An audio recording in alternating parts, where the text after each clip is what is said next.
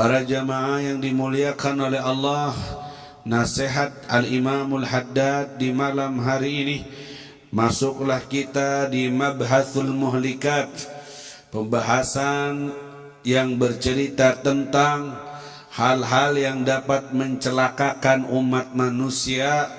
Ya, jadi ini penting, harus kita tahu agar kita selamat dan tidak menjadi orang yang halik wa'iyadzubillah.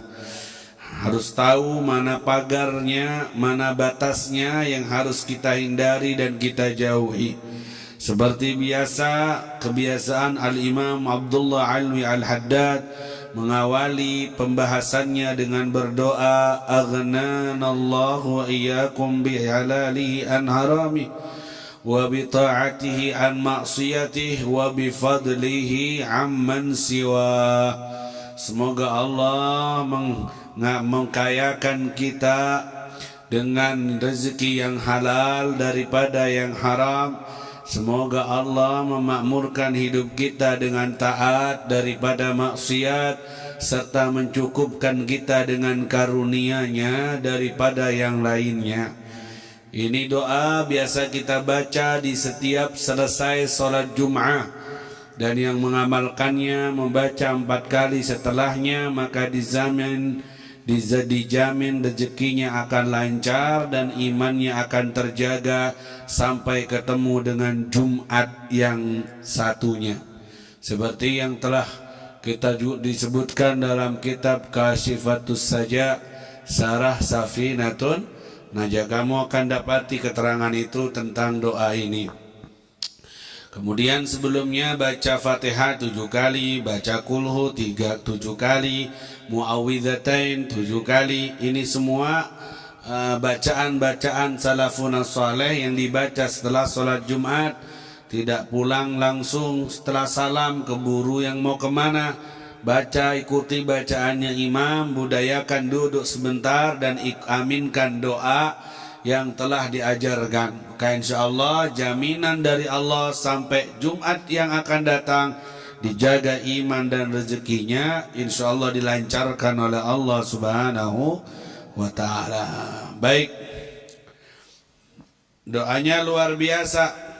Rezekinya minta halal dari yang haram, sehingga yang datang ke kamu yang halal. Taat dari maksiat, sehingga kamu gampang taat dan malas maksiat. Karunia Allah dan bukan lagi dari yang lainnya, dapat rezeki dari Allah Subhanahu wa ta'ala. Kemudian masuklah Al-Imamul Haddad dalam pembahasannya annal wara'a anil muharramat, wara' dari barang yang haram dan barang yang subhat, dan mencari halal, makan yang halal, menjauhi yang haram. Itu semuanya min ahammil muhimmat fid din, termasuk yang paling pentingnya kepentingan di dalam urusan agama.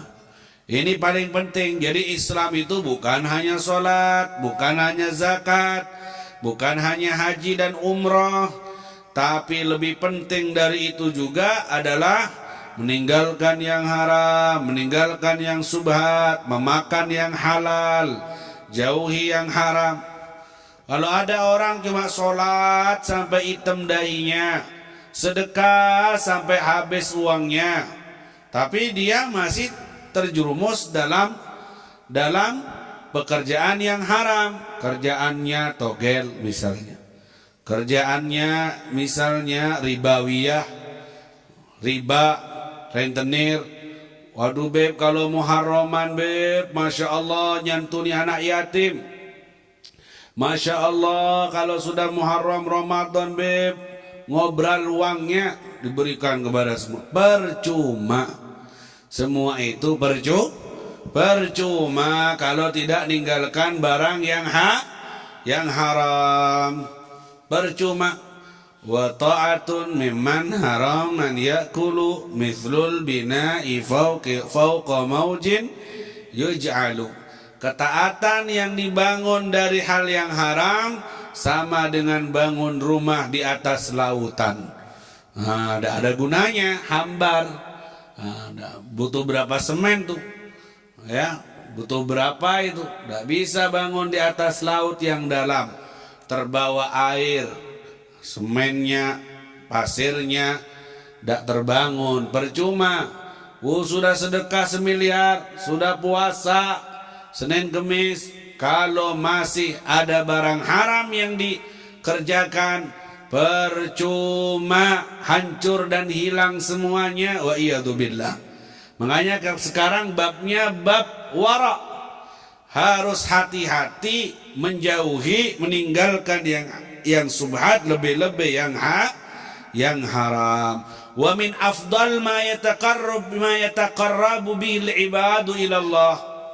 Paling pentingnya dalam agama dan paling afdolnya bagi kita untuk mendekatkan diri kepada Allah yaitu dengan wara, meninggalkan yang subhat, lebih-lebih yang haram. Ini takarrub kepada Allah itu bukan hanya sujud ruku.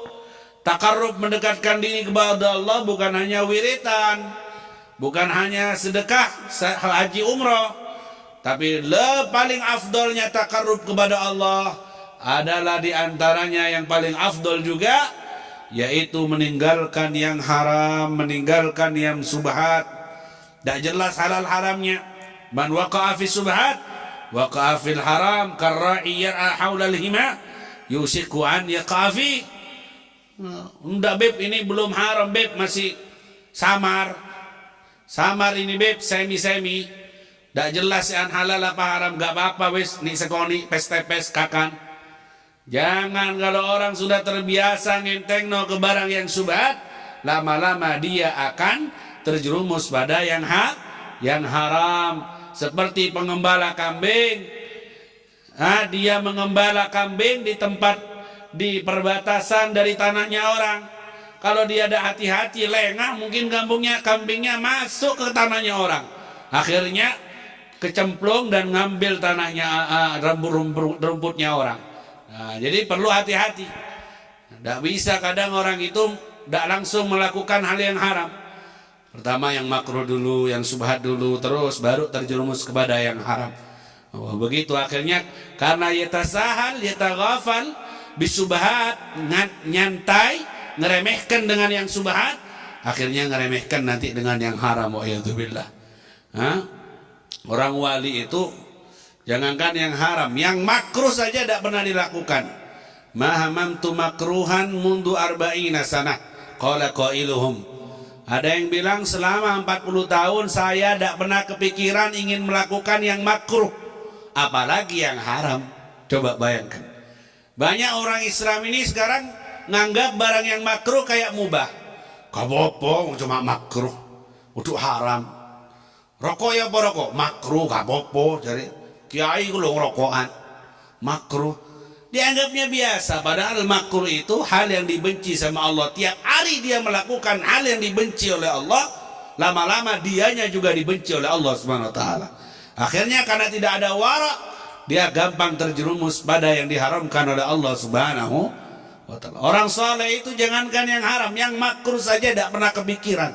Bahkan yang mubah, tidak beramal suatu yang mubah kecuali dibarengkan dengan niat salihah, sehingga menjadi pahala dan sunnah, dapat pahala sunnah karena niatnya.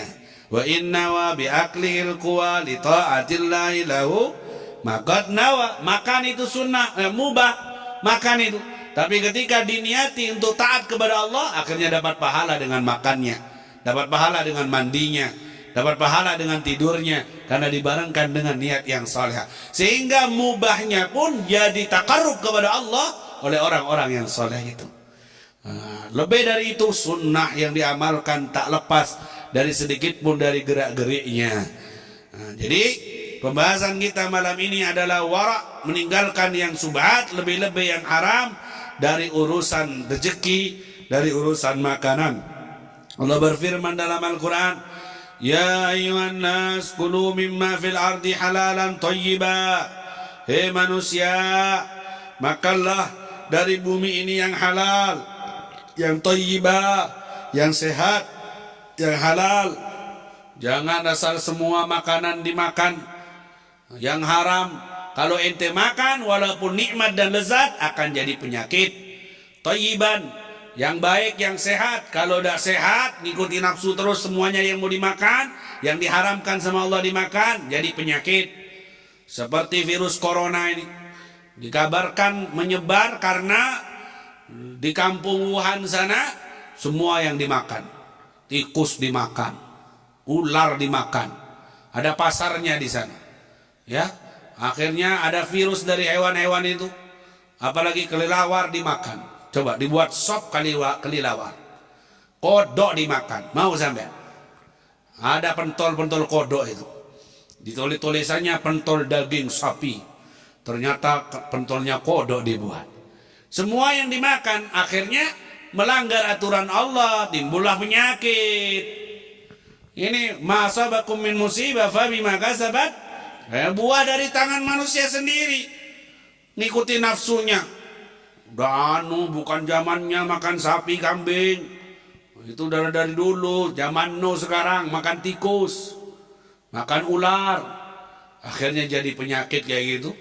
Kalau sudah kena penyakit karena perilaku sebagian kelompok manusia, akhirnya menyebar kemana-mana sampai nyampe ke Tanggul, nyampe ke Carabenban.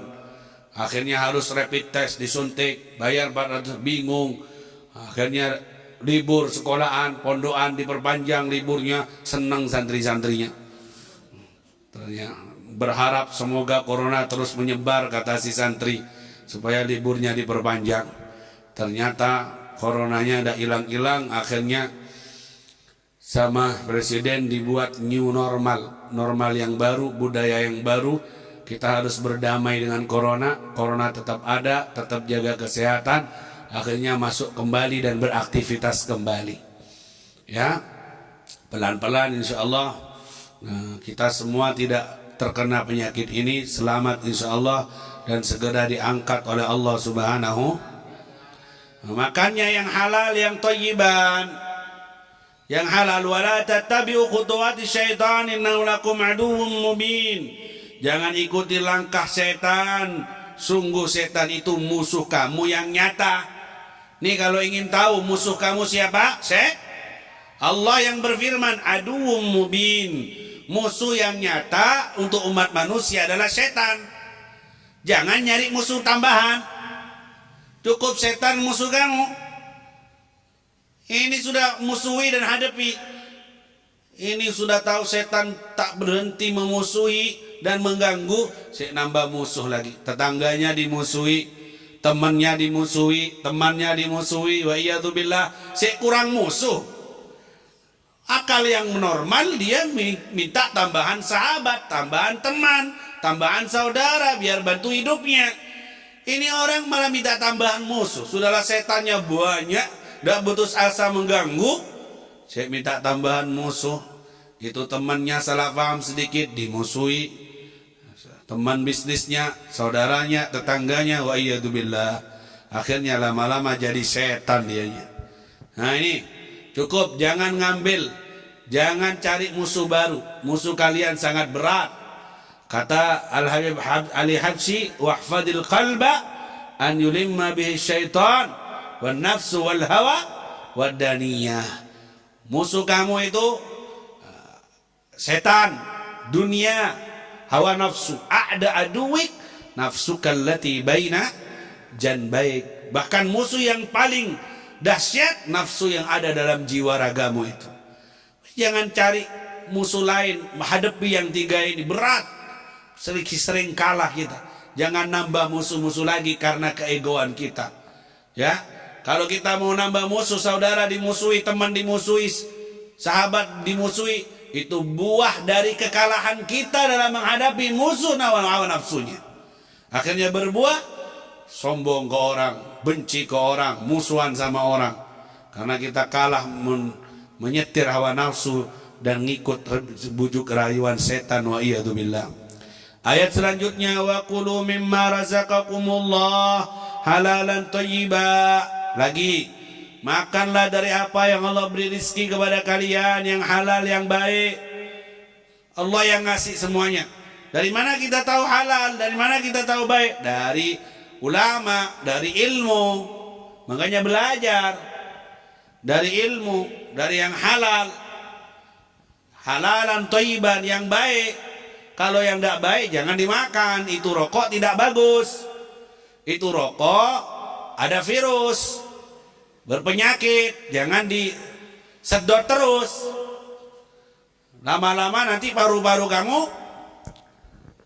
tersendat. Ya, banyak gambarnya, bahkan ada tulisannya rokok membunuhmu, sik dipangan ae. Gambarnya lehernya ini berlobang, dadanya ini kotor, coba bayangkan. Banyak eksperimen, tahu eksperimen? Tajribah, percobaan. Satu tempat isinya air bening, kemudian dikasih alat seperti selang, kemudian disedotkan satu lencer rokok, air bening itu langsung berubah kuning. 2 lencer tambah kuning, 3 lencer tambah kuning, 5 tambah hitam, sampai butek hitam airnya, kena satu bungkus rokok. Baru 1 bungkus, bagaimana kalau seharinya 2 bungkus? Kali 5 tahun, kayak apa hitamnya baru-barunya? Bahaya tidak? Bahaya. Wala tulqu baidikum ila tahluka. Jangan kau binasakan dirimu dengan dirimu sendiri. Jangan, cari yang halal, yang thayyiban. Itu tidak thayyib. Kalau kamu melanggar, nanti kamu kena penyakit dari situ juga. Oh, itu Habib Kiai fulan rokokan, Habib fulan rokokan. Jangan ditiru Habib yang gitu. Jangan nyontoh kiai yang gitu. Cari kiai yang lurus, yang wara, yang meninggalkan hal yang tidak disukai oleh Allah, yang disukai oleh Rasulullah sallallahu alaihi wasallam. Faham tuh? Syekh Habib Husain bin Syekh Abu Bakar bin Salim itu datang ke pedagang tembakau, dibeli semuanya. Berapa luas itu dibeli. Setelah dibeli kemudian dibakar semuanya. Tidak dipakai, tidak dijual, ditebas kemudian dibakar biar tutup pabriknya. Ada juga yang perokok itu berdalih, saya juga nulungi Beb. Saya bakar satu-satu, salencer, biar tetap cepat tutup pabriknya. Benih tutup, jangan lancar nanti itu. Nulungi bakar. Kalau Syekh Abu Bakar bin Salim, Habib Husain bin Syekh Abu Bakar bin Salim bakar tanamannya supaya tidak diproduksi, ente bakar jadinya. Akhirnya tambah lancar pabriknya, banyak duitnya. Nulungi mereka ini. Wa iyadzubillah. Ya, beda Bu dengan Habib Husain bin Syekh Abu Bakar bin Salim itu. Jadi tolong, tidak ada di sorga, tidak ada rokok. Kalau sampai masuk sorga, sampai pae ingin rokokan, sampai keluar dulu ambil api di neraka. Deki pak tutup labang tak bisa masuk, boleh sampai. Ya, ini tolong diperhatikan. Ini bukan aturan pondok, tapi aturannya Allah Subhanahu. Santri harus dimanapun, kapanpun pegang ini. Oh, kak mondoi preye. Loh, bukan aturannya saya, itu aturannya Allah. Biar yang nunduk itu ngerokok, berarti yang nunduk ini. Ya, itu aturannya Allah, bukan aturannya Habib. Kapanpun bawa sampai mati. Kalau di Hadramut itu orang ngerokok itu kayak dianggap gimana gitu, preman sudah. Jadi kalau kami ke Zanbal ziarah, ngelihat ada rokokan di tempat kopi-kopian itu, aduh, dianggap pandangan kami itu tidak baik. Berarti orang berandalan, premanan. Begitu. Kalau di Indonesia ngelihat rokokan biasa. Naudzubillahi min dzalik. Di Hadramut ngelihat orang yang ngerokok kayak ngelihat preman, kayak ngelihat tato. Berarti ini berandalan ini. Coba. Pernah Habib Hashim Al-Asgaf almarhum Allah yarhamu rahmatul abrar, rombongan ziarah nyewa mobil, ya. Kemudian supirnya rokokan, ditegur sama santri-santri, kok rokokan kamu? Jangan rokokan. Oh maaf. Kemudian salah satu dari santri itu ada yang nakal, yang rokokan. Ada yang apa? Ada yang rokokan. Kata si supirnya kaget, kok ngerokok? Karena di dunia mereka rokok itu hal yang tidak baik banget pandangannya. Kata santri Indonesia ini, oh biasa kalau di tempat kami. Kata si supir, di sini orang kalau ngerokok dibilang preman, berandal. Kok kamu ini santri kok ngerokok? Oh kalau di Indonesia biasa. Maulid serakalan itu merokok. Kiai-kiai kami rokokan, bahsul masail rokokan. Kata si supir, oh berarti kiai-kiai kalian preman semua berarti katanya. Karena ngerokok semua. Karena di sini orang yang merokok bagi kami preman. Kalau di tempat kalian di Indonesia kiainya ngerokok berarti preman semua sak kiai-kiainya. Oh ndak takut juga ini santri. Karena termasuk kiainya kiai alim-alim juga yang ngerokok. Wa iyadzubillah, begitu bukti cara pandang orang tarim tentang rokok. Sangat tidak baik, sangat tidak baik. Ya, jadi dari sekarang cepat tobat yang merokok. Sajaratan khabithatan mabghudatan inda syaitan, wa mabghudatan inda rahman, mahbubatan inda syaitan. Dua pohon, dua daun yang dibenci oleh Allah, disukai oleh syaitan. Itu gad dan tumbak rokok. Dan gad yang dimakan di Yaman itu ada sana, yang melalaikan. Insyaallah yang merokok taubat semuanya. Uang rokoknya dicelengi ya untuk pernikahannya. Uang rokoknya dicelengi untuk antarannya. Subhanallah. Ada orang ngantarin uang 300 juta ke almarhum Arifin Ilham, Allah yarhamu rahmatal abrar. Uang apa ini? Ustaz, semenjak dengar ceramah antum bab rokok saya berhenti. Biasa saya rokok 2-3 pak sehari saya celengi. Dalam setahun saya dapatkan uang ini 300 juta. Dan uang rokok ini saya sedekahkan di jalan Allah Subhanahu wa ta'ala. Ternyata kalau dicelengi jadi ratusan juta uang. Subhanallah. Saya tidak ngerokok beb. Sekarang banyak yang tidak ngerokok. Tapi ketutup uangnya habis dengan kota internet. Dengan HP-nya. Kalau dia diajak bicara las memelas. Saya tidak punya ongkos, saya uang padahal main HP dengan internetnya 50.000 sebulan dan sebagainya. Coba dicelengi juga banyak itu uang dan cukup untuk mondoknya. HP-nya Samsung. Makanya mana ini HP-nya anak-anak yang kemarin saya lihat banyak make. Segera kumpulkan lagi ke Ustadz Fadil kalau ada. Kalau tidak ada mungkin sudah dijual buat bayar kos-kosan. Afdol itu lebih baik. Ya. Karena penyakit itu saya lihat ya. Wa iyadzubillah. Jadi makan yang halal, yang thayyib. Ya ayyuhalladzina amanu la ta'kulu amwalakum bainakum bil batil. Jangan makan harta kalian dengan kebatilan. Jangan memperkaya diri dengan cara yang haram. Beb, saya punya saudara tajir.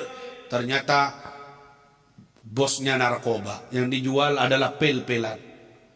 Beb, saya punya keluarga kaya, mobilnya 5, istrinya 6, rumahnya tingkat. Ternyata kerjaannya jual togel. Ternyata rentenir. Nah, apa yang dibanggakan? Jangan ketun, jangan heran kalau hasilnya dari hal yang batil. Bukan kaya itu justru miskin, justru harta dan semuanya itu adalah api neraka untuk dia. Naudzubillah. Ya, jangan ketun orang kadang. Udah apa-apa lebih pakai haram tinalah setiap angel nyari se halal angel nyari se haram bae angel lah boleh se halal katanya orang.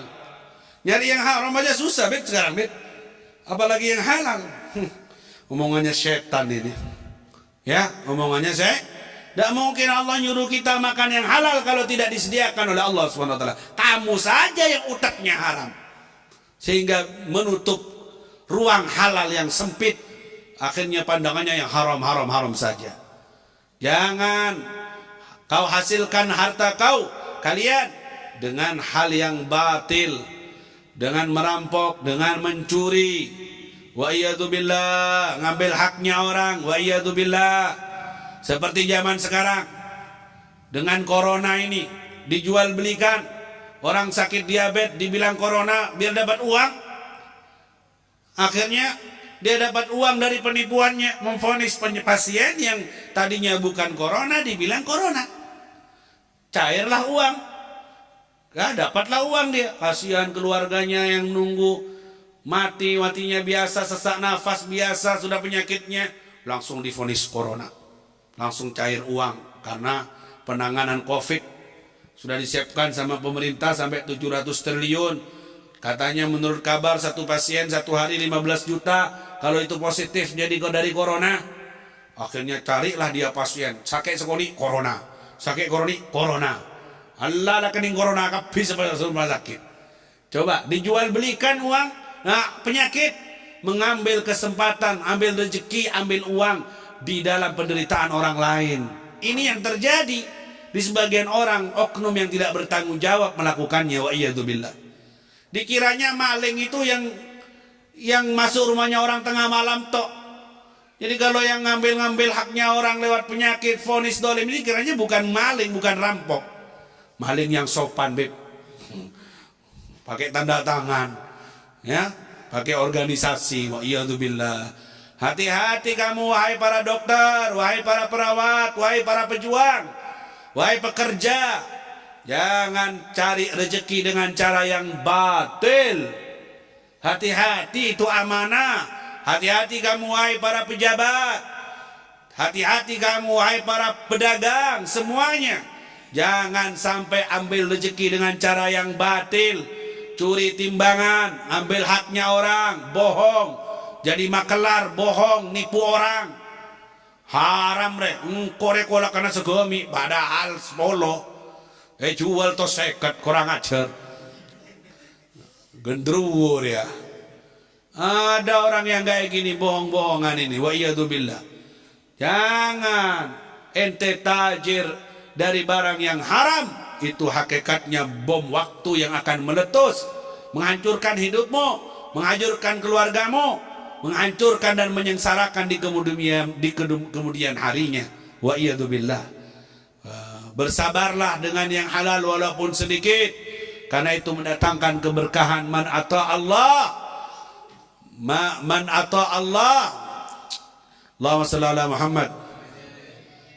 Man ata'ani, siapa yang taat kepadaku dalam hadis qudsi, baraktu fihi wa baraktu fi atharihi, aku berkati dia, aku berkati dari peninggalannya semuanya, karena taatnya kepada Allah, menghalalkan yang halal dan mengharamkan yang haram.